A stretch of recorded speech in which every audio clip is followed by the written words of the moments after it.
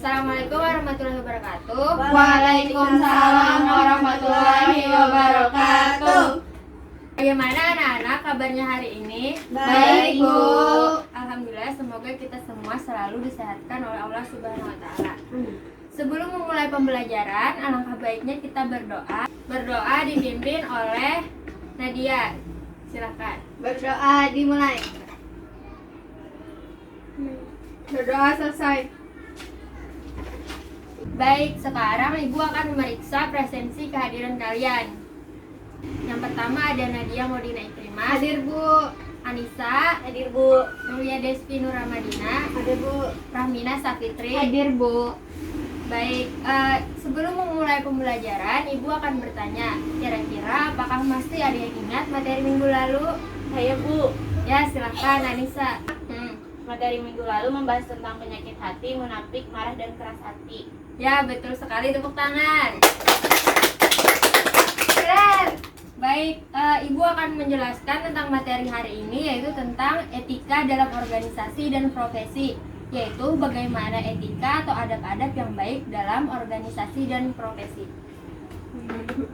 Tujuan pembelajaran hari ini yaitu Ibu harap kalian para siswa Ibu mampu memahami etika dalam organisasi dan profesi. Ya, di sini siapa yang pernah ikut organisasi? Saya, Bu. Ya, sebagai apa? Sebagai anggota, Bu. Yang lainnya? Saya. Ya. Sebagai ketua OSIS, Bu. Ya, bagus sekali. Tentunya kalian dalam organisasi pernah merasakan apa itu tanggung jawab, amanah, dan hal-hal yang harus dilakukan ketika berorganisasi. Baik, sekarang Ibu akan meminta kalian membentuk kelompok. Silakan kalian buka buku paket masing-masing. Silakan dibaca. Ibu akan memberi waktu sekitar 15 menit. Dimulai dari sekarang.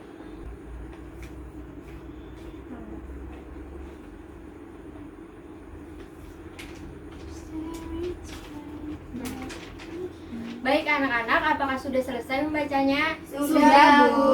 Silahkan balik lembar kertas buku kalian. Di sana ada beberapa soal. Silahkan kalian per kelompok diskusikan.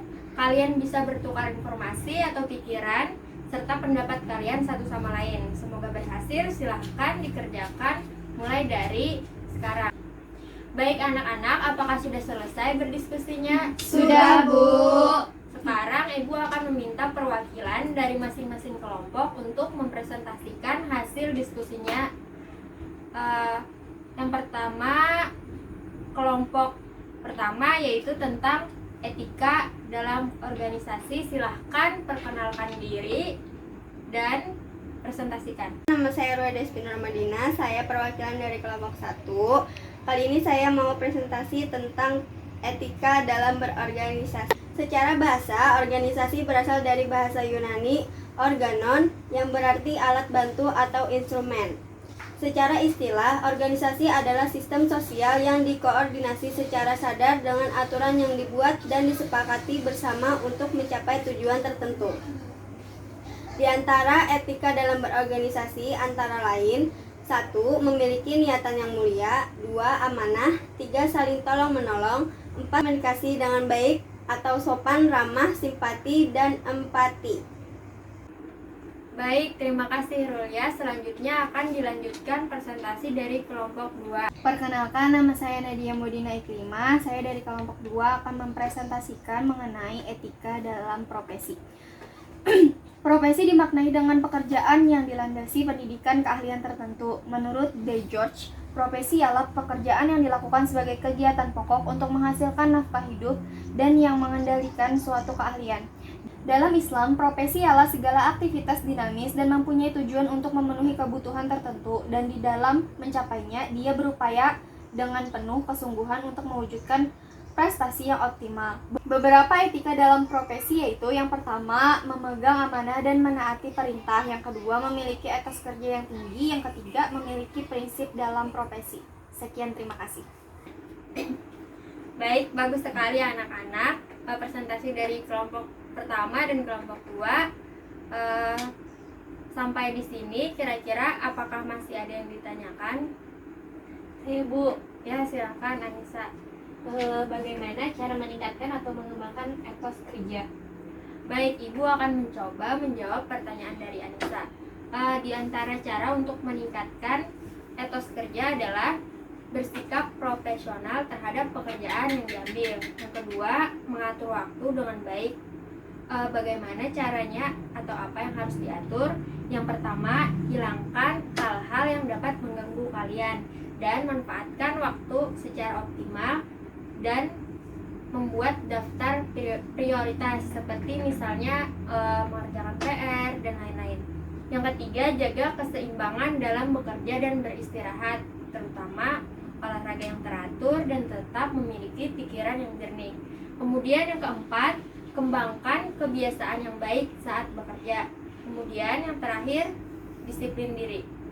Sekarang giliran Ibu yang akan bertanya, apa yang harus kalian lakukan jika di dalam organisasi terdapat siswa yang egois atau ingin menang sendiri? Silahkan, siapa yang ingin menjawab pertanyaan atau yang bisa menjawab? Saya, Bu. Ya, silahkan. Tetap menghargai pendapatnya.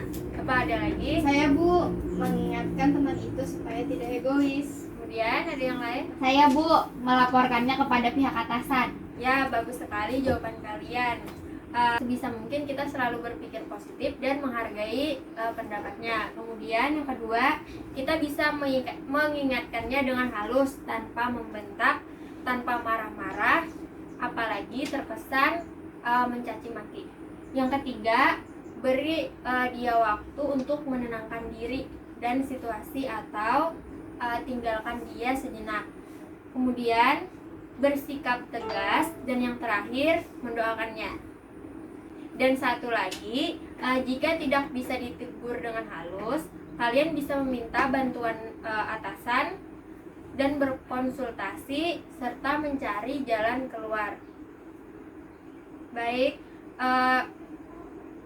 Ibu akan menyimpulkan pembelajaran hari ini. Ibu harap dengan pertemuan hari ini kita semua bisa memahami tentang etika dalam organisasi dan profesi. Di antaranya, siap dengan pembagian tugas. Kedua, amanah dalam bekerja dan berorganisasi. Kemudian yang ketiga, bisa bekerja secara individu atau kelompok. Yang keempat, patuh pada pemimpin. Yang kelima, santun dalam berkomunikasi.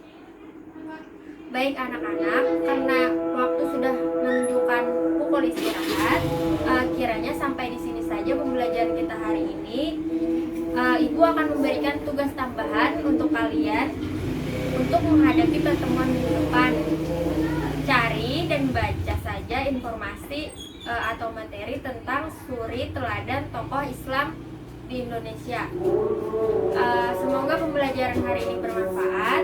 Salah hilaf mohon maaf. Terima kasih. Wassalamualaikum warahmatullahi wabarakatuh.